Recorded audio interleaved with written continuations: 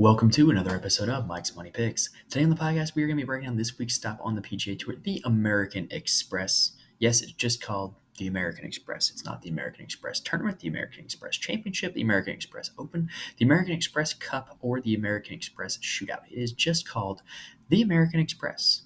But it's a very unique tournament that is got a very unique format at three very unique courses. And so we're going to break all that down for you here today and go over just the uniqueness of this event and how you can take advantage of that if you plan on playing DFS or making outright bets or playing one and done this week. We're going to go over how you can take best advantage of this event's unique format to pick the best golfers that are going to allow you to have a good week and hopefully make some money this week. Now, also, Best Ball Golf has arrived on Underdog, and it is my hope by the end of next week to have some content out for that, where we kind of profile the format of Best Ball Golf, as well as who my recommendations on picking were and how I would strategize a best ball draft.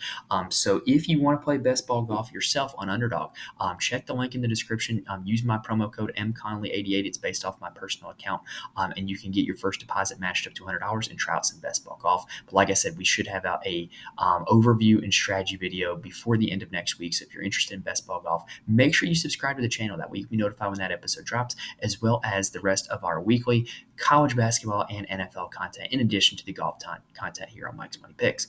All right, so for this show, we are going to break down the course and the unique format of the event, go over some comp courses and key stats for it, and then we're going to break down the golfers themselves and tell you who needs to be in your DFS lineups on your betting cards and select it for your one and done entry. So without further ado, let's go ahead and get started by talking about the courses themselves. All right, so there is a lot that goes into making the American Express a very unique stop on the PGA Tour. First off, this event is going to be played with a three-course rotation. Yes, this is the start of course rotation season on the PGA Tour. The American Express, the Farmers Insurance Open, and the AT&T Pebble Beach Pro-Am will all be played at a rotation of courses. For this one here, for the American Express, it's a three-course rotation where each golfer will play the Pete Dye Stadium course, the La Quinta Country Club, and the Nicklaus Tournament Course, all of which are a part of a bigger complex called PGA West. They will play all three of those courses once each Thursday, Friday, and Saturday. The cut will be made after Saturday's rounds, and then everybody who is remaining will play the Pete Dye Stadium course on Sunday. All of these courses are in Palm Springs, California, and all of them are pretty easy. Now, the three-course rotation brings apart a lot of unique strategy as well as quirkiness because, some courses are going to play different based off different days. The conditions could be better for scoring on one day and you end up playing the harder course. The conditions could end up being worse and you end up playing the easier course. So, it brings into play a lot of variables. And also one thing that I don't like about this event is that they only set up the shot link cameras and they only really televise shots at the stadium course. You very rarely see shots, even on the PGA Tour live on ESPN Plus, you very rarely see shots from the Nicklaus Tournament Course or the La Quinta Country Club. So there's just not really a whole lot of information that is available about those two. I know that a lot has been said lately about the PGA Tour not paying their players, but to me, it looks kind of cheap for them to have this event at these three courses every single year and only have shot link data as well as TV coverage for one of the three courses. That just looks very lazy and cheap in my opinion. Now, when it comes to the three courses, this can bring into play a little bit of factor for showdown as well. If you're playing showdown DFS, you can look to stack one course per day. So make sure you look at the tee times and know who's playing what course. Last year, the Nicklaus Tournament Course played the easiest of the three, followed by La Quinta Country Club as well, and then the Pete Dye Stadium Course following it as the hardest course of the three. But that was actually different than historical data. Historically, the La Quinta Country Club has played easiest of the three. Now, the stadium course itself, the Pete Dye Stadium course, is not that difficult, but by comparison for the other two, it is pretty easy. Now, this event is also played with a Pro-Am format. However, it's not quite like the Pebble Beach Pro-Am where you get cool celebrities like Aaron Rodgers and Tony Romo and Carlton and Bill Murray. This one, you get like CEOs and like hedge fund managers. And basically, this is like the corporate Pro Pro-Am, for lack of a better way of saying it.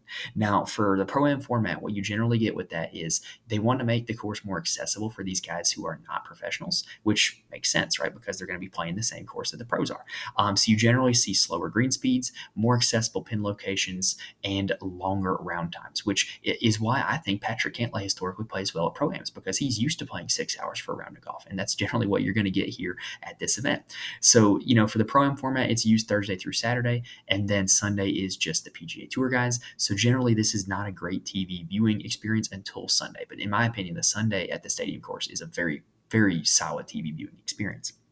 Now, in terms of the agronomy for these courses, all three of them are Bermuda greens with an overseed. It's very similar to TPC Scottsdale. The greens at all three of these courses are very easy. At the Nicklaus Tournament Course, they're actually quite big, but they're very, very small at La Quinta Country Club and the Stadium Course. So since we're going to be playing a lot of golf at the Stadium Course, a lot of what I'm going to say next is having to do with the Stadium Course and just what we know about it, because everybody's going to be playing 2 rounds there.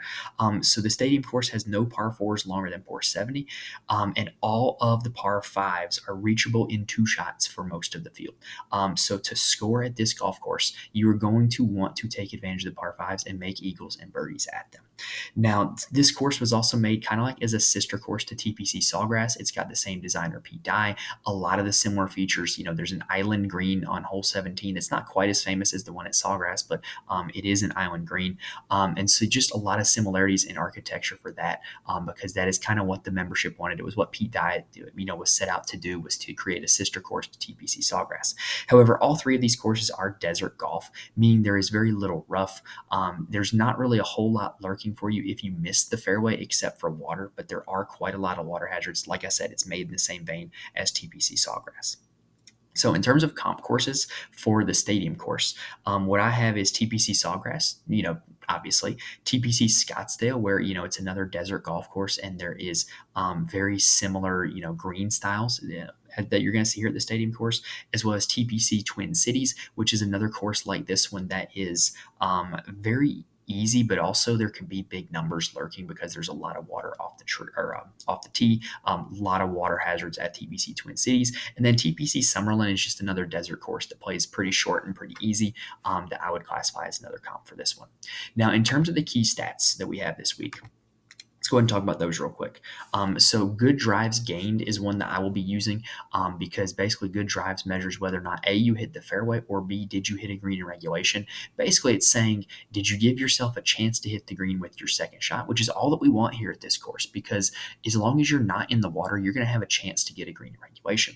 With these courses all being played, pretty easy, strokes gained approach is going to be a massive, massive advantage this week. If you're going to be gaining strokes in approach, then you're going to be giving yourself plenty of birdie looks. And speaking of those birdie looks, that's why opportunities gained is an important stat, in my opinion, this week. In other words, how many times are you giving yourself an opportunity for a birdie every single round? Because all three of these courses are going to play very easy. You're going to have to make a lot of birdies and even some eagles if you want to keep up and you want to score and you want to win here at this tournament. Now, another thing, I think that this tournament, more than really anywhere out there, bodes itself well for guys who are aggressive, guys who go pin hunting, guys who are willing to take a little bit of risk to give themselves a little bit of an easy birdie. And if you look at the list of winners here, you've got Jon Rahm, Patrick Reed, Hudson Swafford, Siwoo Kim, guys who are known for their aggressive course management and going after pins. And so opportunities plus gained is like kind of the closest you can get for that, because that's basically saying, how many times did a guy give themselves a 5 foot or less birdie putt in a given round. And so to me, there is no measurement for aggressive course management or strokes gained aggression. So opportunities gained is the best that you can get.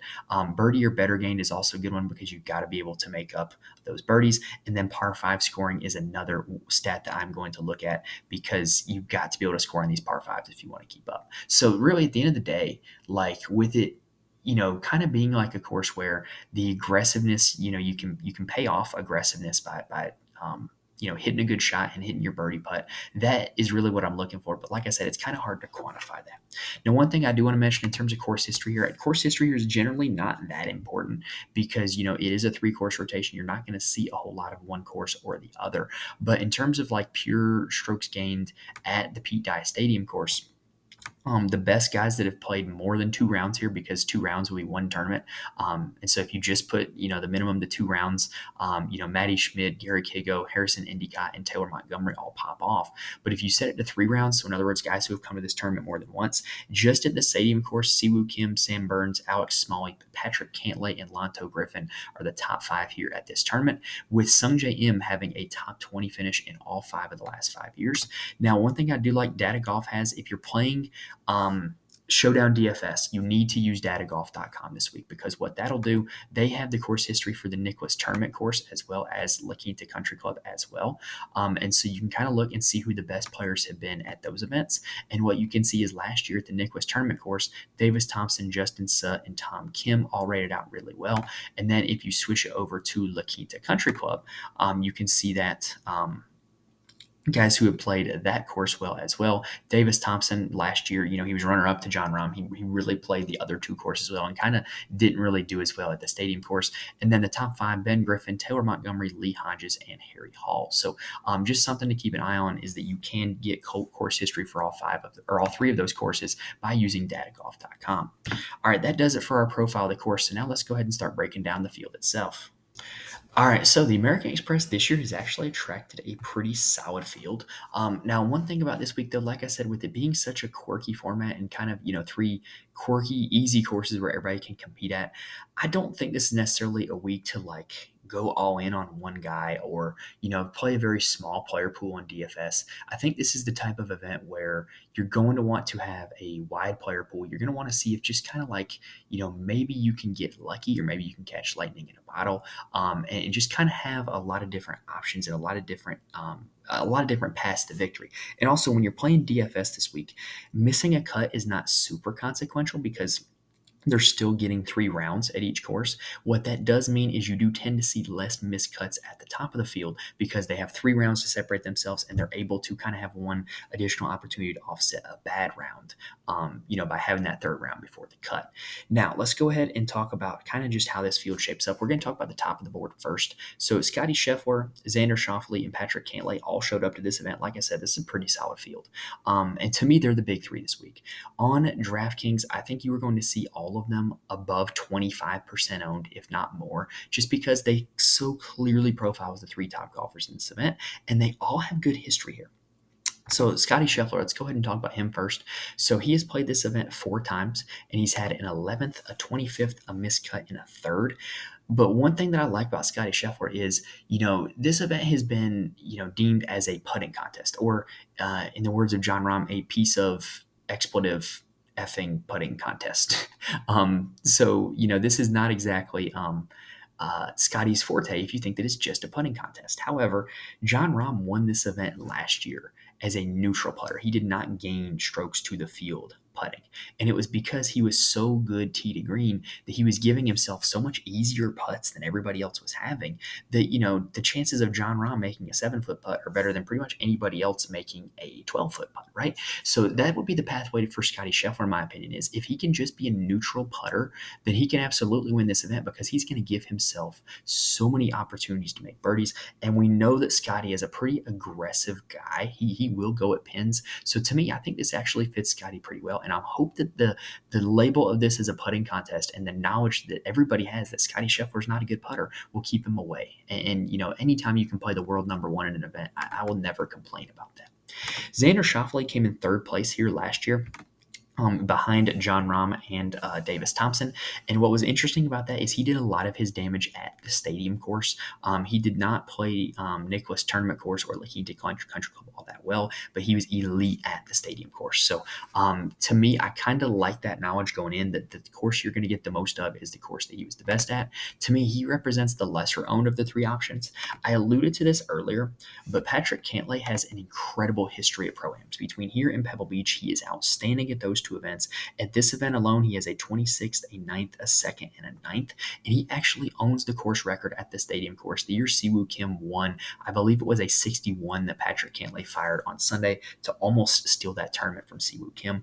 So he's a guy that is, again, going to be super popular this week. I think he will be more popular than Xander Schauffele, but I think he's a solid choice. One thing that's worth noting is between the three of them, Schauffele and Cantlay both rate out as above average putters.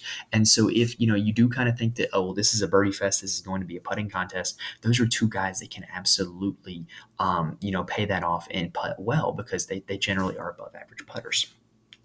Now, with so much ownership coming in around the big three, I think Sungjae Im is going to come in very lowly owned, which is good news because he's in great form. He's coming off of a fifth place finish at the Century where he actually set the PGA Tour record for birdies in an event. And he's got great history at this course. He's played it 5 times, and he has been in the top 20 every single time he's teed it up here. And so Sungjae Im, definitely a very solid play, and I think he's going to go overlooked because of the top 3 guys.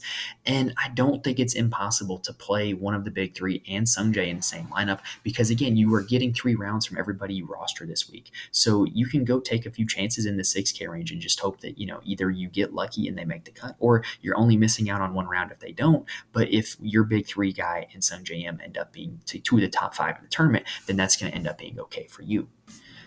Now, Tom Kim is an interesting one because Tom Kim actually has great history at some of the comp courses. He has a win at TPC Summerlin, which was one on my comp course list. And also, he's a guy that generally is pretty good on approach. He is a guy that has the capability of getting scorching hot with the putter, which we've seen him do at his win at the Shriners as well as at his win at the Wyndham. And then also at the Century, he came in 45th place. But if you go back and look at the numbers, his approach numbers were actually really good. It was just the putter that let him down. So if he can continue that approach play and just kind of, putt neutrally or even, maybe get scorching hot with the putter, then this could be a really good spot for Tom Kim. Now, Justin Thomas is, to me, a little bit of a wild card. We don't really know what to expect when it comes to Justin Thomas, but he does have good comp course history. He's played well at a lot of the comp courses that I had for this one, and he's kind of played better golf coming in from what we saw, out of Justin Thomas in the spring and summer last year. However, it does alarm me a little bit that he hasn't played either the Century or the Sony Open. 14 of the last 15 winners of this tournament teed it up at least one of the events in Hawaii before coming over and playing this one. So that trend does not bode well for him, but if you want to be early on Justin Thomas, then this would be a week to play him and try to be early on him. Now, the same stat goes for Minwoo Lee, who did not play in either Hawaii event. However, Minwoo Lee is like exactly what I want at this course, right? He's a super aggressive player who will come out and seek pins, and he has, all of the shots in his bag to actually go out and hit a lot of those. And, if he knocks down a few putts, which he did, in Europe seemingly all fall when, he had a lot of success on the DP World Tour in the fall, then he will have a chance to win this event. He's one of my favorite players this week. Last year, Minwoo Lee only played 2 courses that were designed by Pete Dye, both of which he finished in the top 10. This is another Pete Dye course. The Stadium course, at least, is a Pete Dye course. So Minwoo Lee is one of my favorite plays this week. I also kind of like Tony Finau this week. He has a win at one of my comp courses, TBC Twin Cities. He, generally speaking, is an elite par 5 scorer. He makes a lot of eagles. He does a lot of good work on the par 5s, which is going to bode well for you this week. And his event history here is pretty solid. He's came in 16th, 40th, 4th, and 16th in his 4 trips here. That's pretty solid. And he hadn't really played great golf last fall. He was slightly better than JT last fall, but not great out of Finau. And I hope that the layover has kind of allowed him to bounce back a little bit. He's a guy that is very capable of going out and putting up low rounds, which is what we want this week. Now, JT Poston is probably going to be the chalk 9K golfer, if I had to guess right now. And he just has a whole lot that's lining up for him. His last 2 starts, he's came in 5th place at the Century and 6th at the Sony Open. He was 2nd at TPC Twin Cities, one of my comp courses last year. He was 3rd at the Shriners Children's Open, another one of my comp courses in the fall. And then if you look at the last 36 rounds, he's been the 2nd best approach player in the field behind only Scotty Scheffler. So he just checks off a lot of boxes, generally plays well at shorter courses, generally plays well at Pete Dye courses, generally plays well at easy courses. So JT Poston just checks off all the boxes. He is an elite play, but I expect he's going to be very popular. Now, Chris Kirk is next up, and he is kind of the recent form king coming in. He won at the Century in that loaded field, 18th place at the Sony, which doesn't seem that good on paper, but he actually led the field in strokes gained approach last week. And so if he's able to bring that approach play over from Hawaii over to California, then he's going to have a chance to contend here again this week. All right, that does it for the top of the board. Let's go ahead and take a quick breather, and then let's break down some value plays. All right, so heading down below 9K, it's a little bit interesting. There's, in my opinion, a lot of names that warrant consideration this week. Again, with it being a quirky event, with it being at 3 easy courses, it's going to bring into play a lot of different guys this week. And it would not shock me if one of these guys in the 8K range won, because I really do think there's a lot of them in here that have a lot of upside, like Wyndham Clark, who has not been great recently.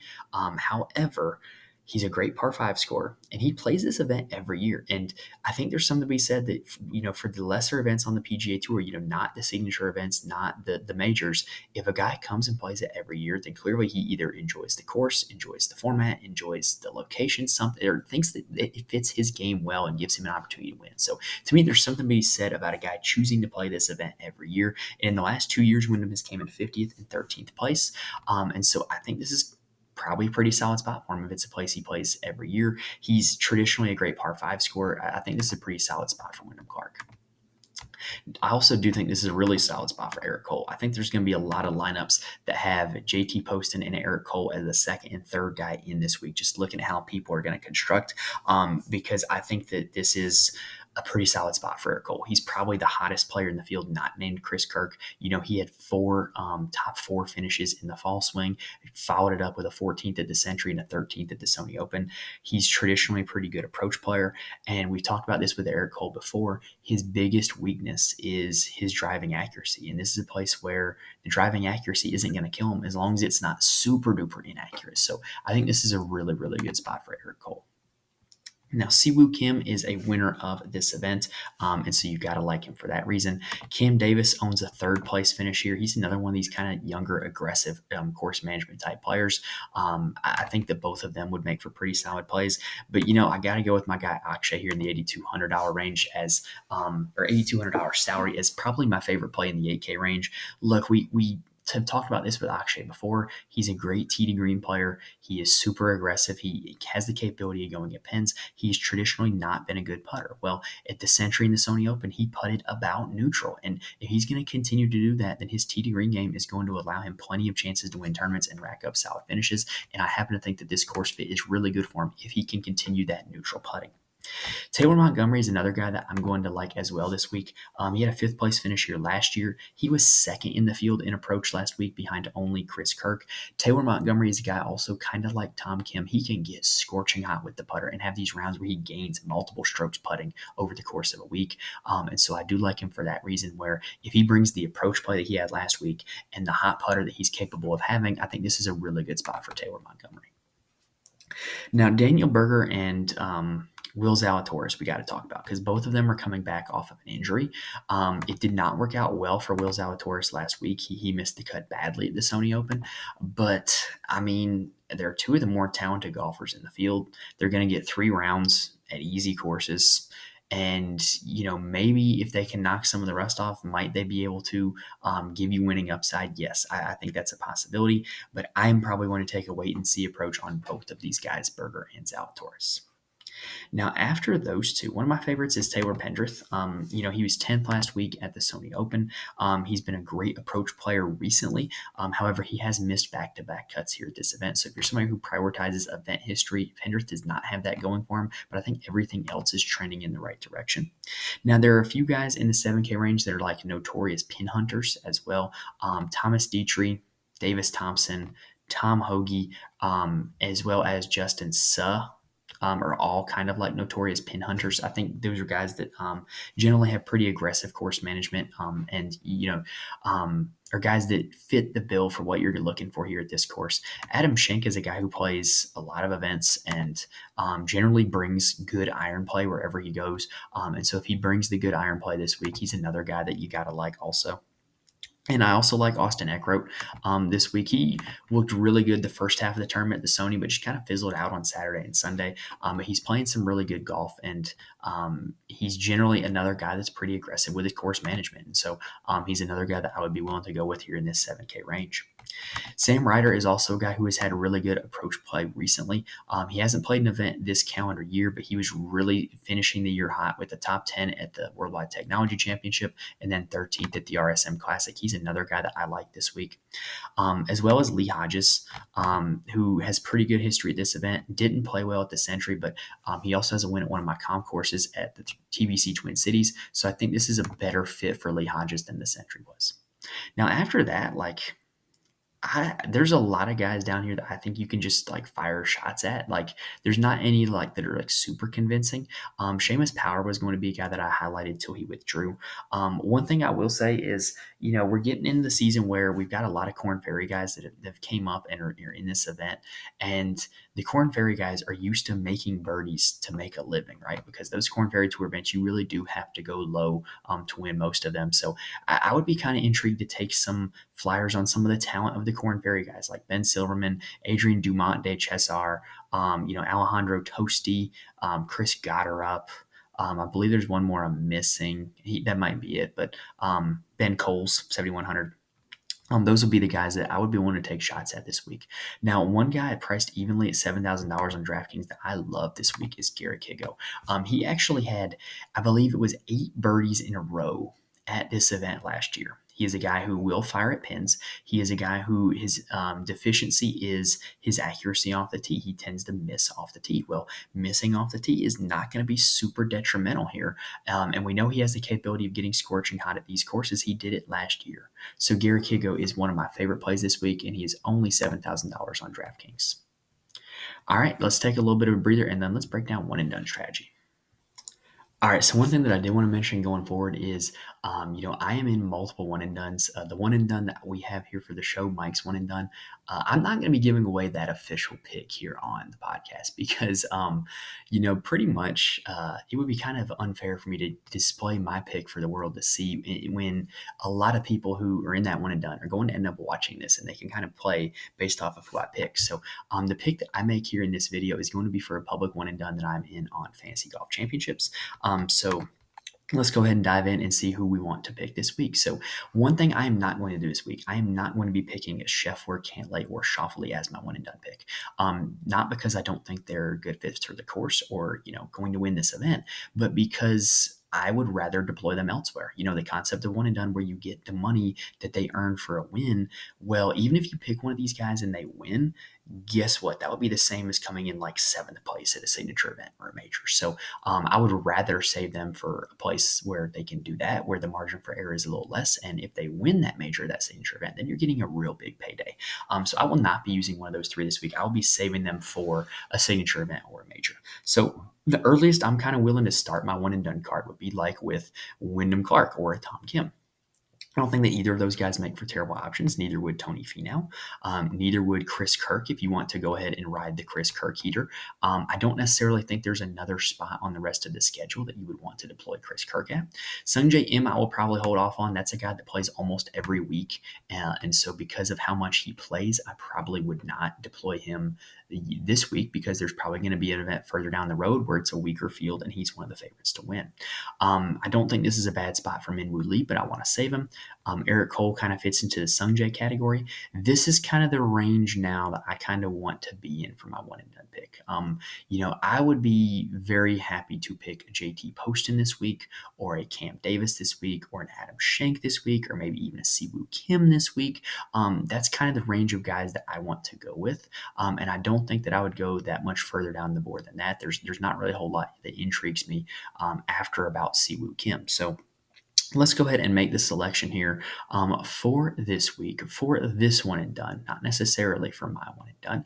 I am going to pick JT Poston. I really like where the recent form is. I like the course fit with it being an easier course and a shorter course. That's tends to be the kind of the profile course that JT Poston plays well at. And I don't necessarily know if we're going to get JT Poston with this level of form at the other courses that he plays well at. All right, so that does it for the American Express 2024 preview. If you want more information from me, you can follow me on Twitter at Mike's Money Picks. I'm more than happy to talk lineups or anything else there. Also, join the Fantasy Corner Discord. We got a lot of smart people who play a lot of DFS for a lot of different sports, including golf, NFL, NBA, and college basketball. It's really popping. It's a lot of fun. If you're looking for people to talk DFS with, I highly recommend you join. And y'all, that's pretty much it for this episode. If you like what you saw here on this episode, make sure you hit that like button. Make sure you rate and review the audio feed as well. I promise those do not fall on deaf ears. I really do appreciate it, and it helps me out a lot. And go ahead and subscribe to the channel as well as to the audio feed. That way you can be here with us every week for the rest of PGA Tour season, because we are going to have a breakdown of every tournament for this 2024 PGA Tour calendar.